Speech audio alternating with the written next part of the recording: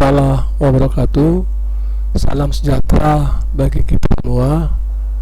Pada pertemuan ke-9 ini, setelah kita melakukan ujian tengah semester pada pertemuan ke-8, maka pertemuan ke-9 ini materi kita adalah metode transportasi dalam mata kuliah Operational Research.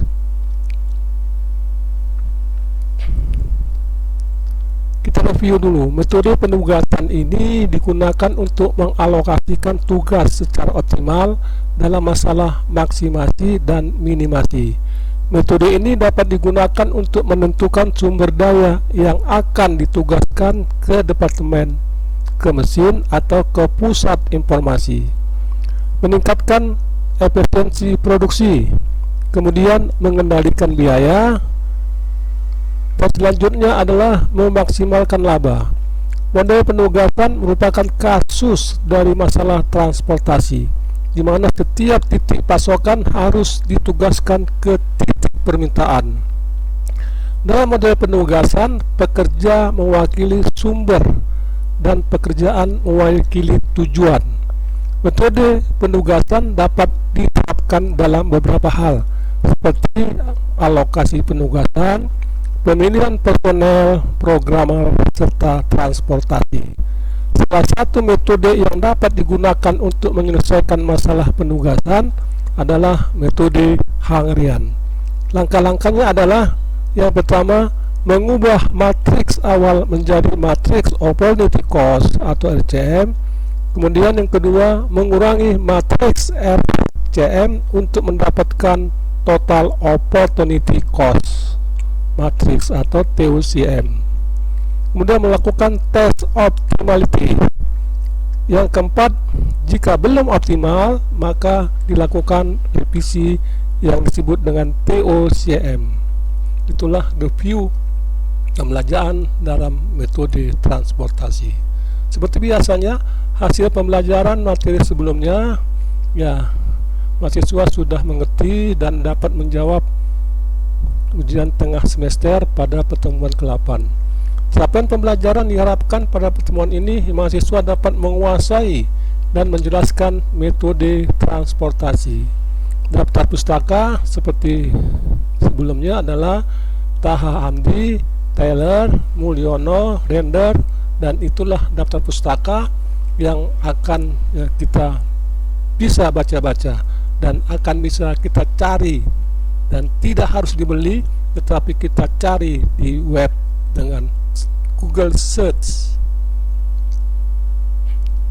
Kemudian latar belakang, ya, metode transportasi merupakan suatu metode yang digunakan untuk mengatur distribusi dari sumber-sumber yang menyediakan produk yang sama ke tempat-tempat yang membutuhkan secara optimal dengan biaya yang termurah. Alokasi produk ini harus diatur sedemikian rupa karena terdapat perbedaan biaya-biaya alokasi dari sumber atau beberapa sumber ke tempat tujuan yang berbeda. Bagaimana dengan referensi materi dengan studi? Ya, referensinya materi ini adalah metode transportasi itu pembagian, bagian dari pembelajaran operasional research. Jadi kalau kita simpulkan, materi ini adalah subset dari operational research.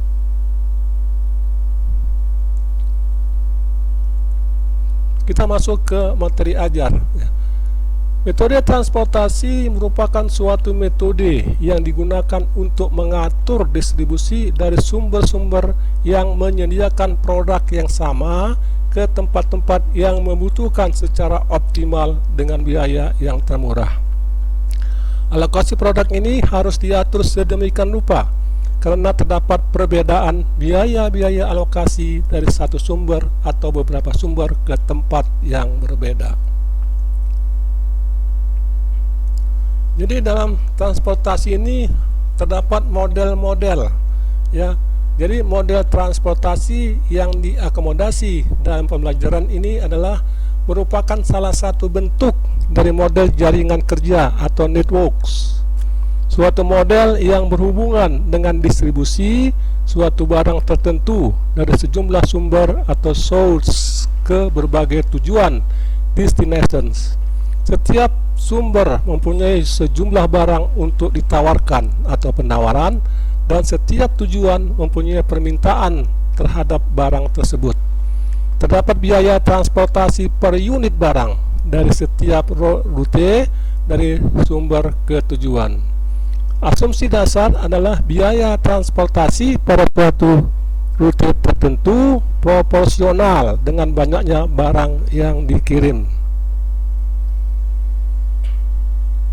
Tujuan dari model transportasi ini adalah suatu proses pengaturan distribusi barang dari tempat yang memiliki atau menghasilkan barang tersebut dengan kapasitas tertentu ke tempat yang membutuhkan barang tersebut dengan jumlah kebutuhan tertentu agar biaya distribusi dapat ditekan seminimal mungkin.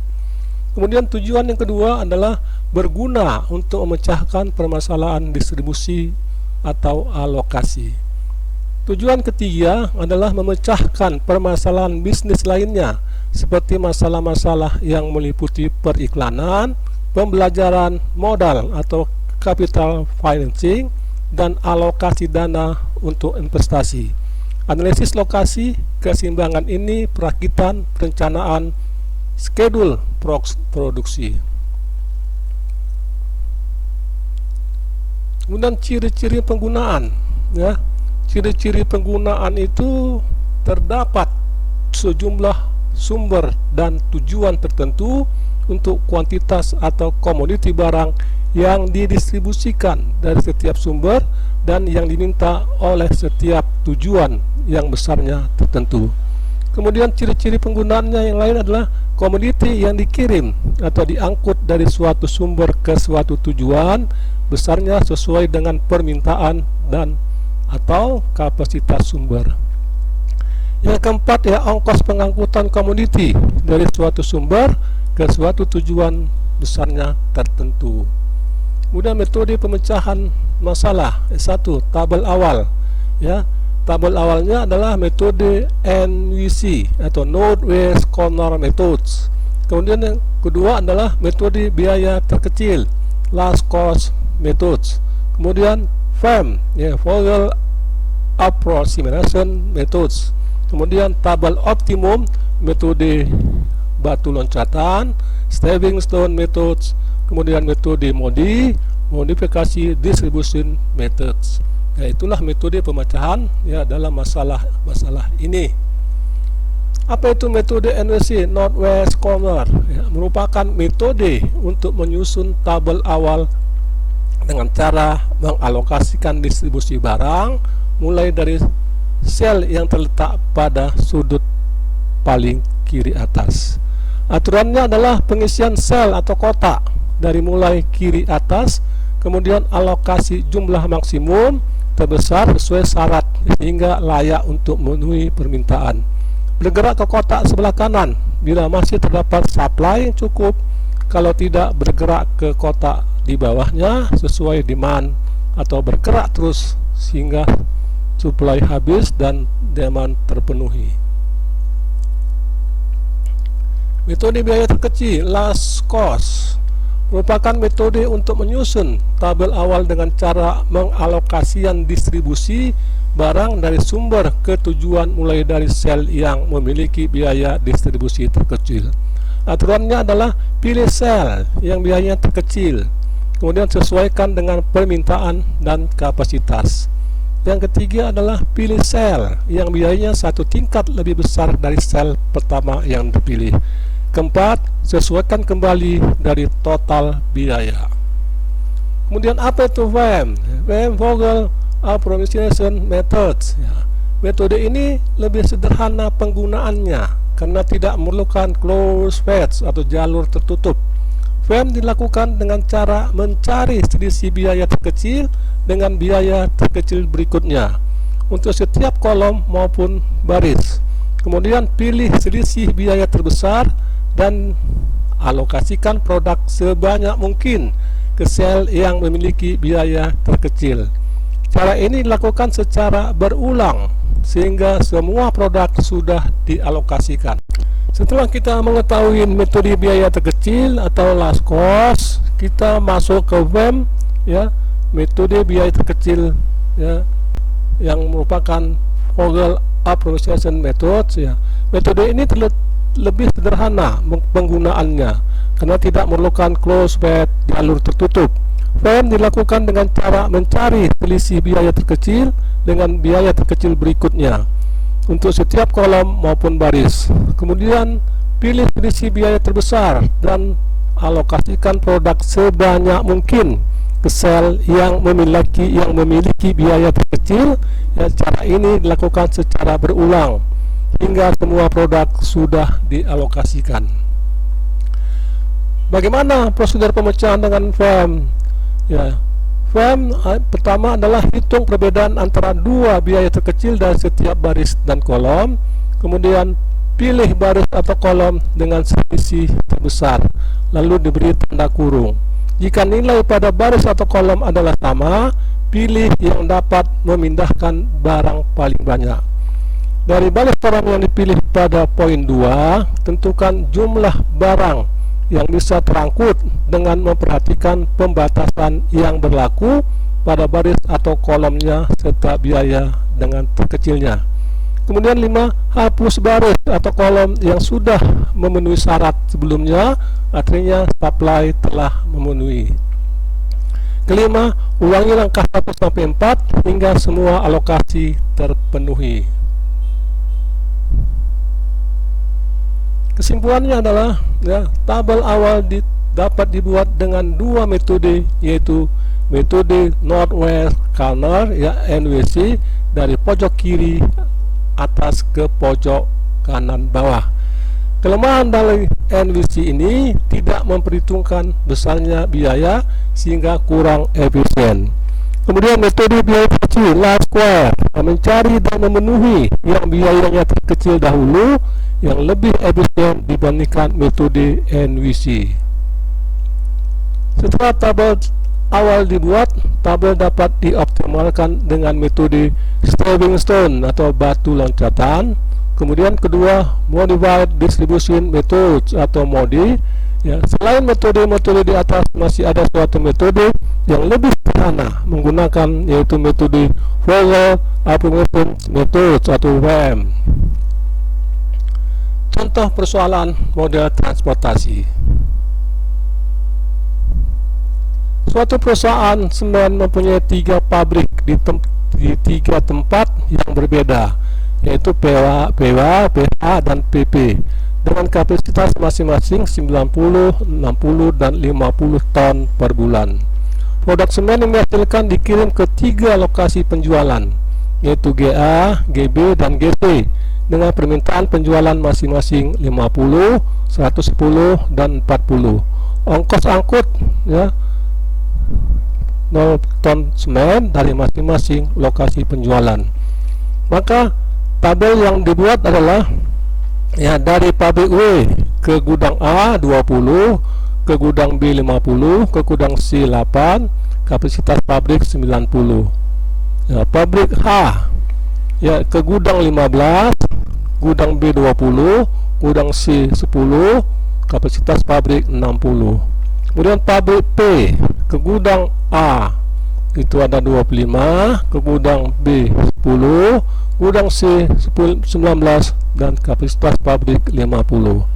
Kebutuhan gudang di gudang A 50, ke gudang B 110, gudang C 40, kapasitas pabrik, ya, 200.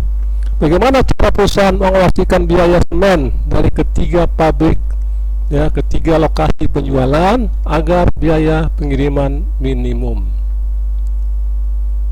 Ya, jadi kita presentasikan dalam bentuk jaringan dulu, ya, kapasitas pabrik, ya, PW 90, ya, itu ke GA 50, kemudian ke PW 110, ke GB 110, PW ke GC 40, ya. Kemudian ketiga PH, ya, 60, ya, kemudian 20 dan 10. Kemudian ke PP ya ada 25, ada ke 10, ada ke 19. Ya, inilah dia apa hubungan variabel-variabel antara PW, PH dan PP. Ya, seperti yang kita ketahui tadi, soalnya adalah ya, pabrik W tadi ya ke gudang A20, ke gudang B ya, kemudian pabrik H dan pabrik P. Yang kita buatlah scatter diagramnya dalam presentasi dalam berbentuk jaringan. Kemudian kita masukkan ya apa tadi metode NWC ya, kita lihat ya di gudang A 50, gudang B 40, gudang H pabrik H 60 dan pabrik P 13 ya. Kemudian kita biaya ini keluarkan adalah 50 ya, 50 kali 20, kemudian 40 kali 5, 60 kali 20, kemudian 10 ya kali 40 ya, jumlah totalnya 3260.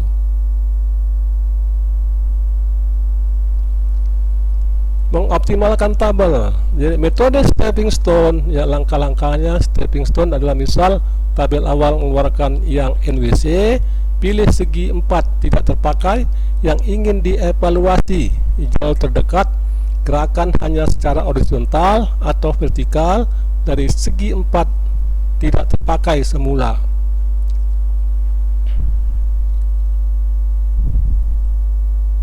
Kemudian buat jalur tertutup ya, berilah tanda positif HA, pilih satu sel terdekat yang isinya dan selebih baris HB, satu sel yang isi terdekat dan sekolom WA.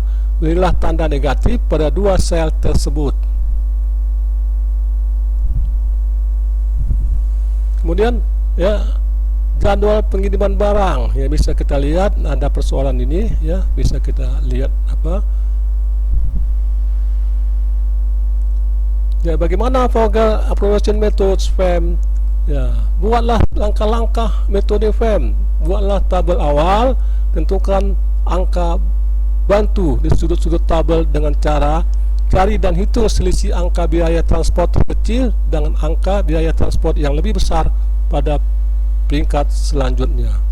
Dan setelah itu bisa kita baca ya, bisa kita coba-coba nanti ya bagaimana ya, menggunakan metode FEM ini secara manual.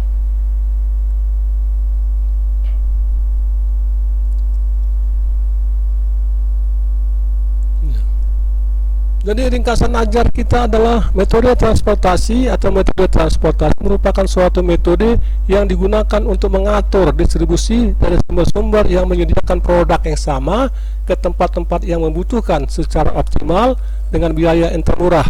Alokasi produk ini harus diatur sedemikian rupa sehingga terdapat perbedaan-perbedaan biaya ke lokasi sumber-sumber tujuan yang tertentu. Ya, diskusi ya. Nah, kita masuk ke diskusi.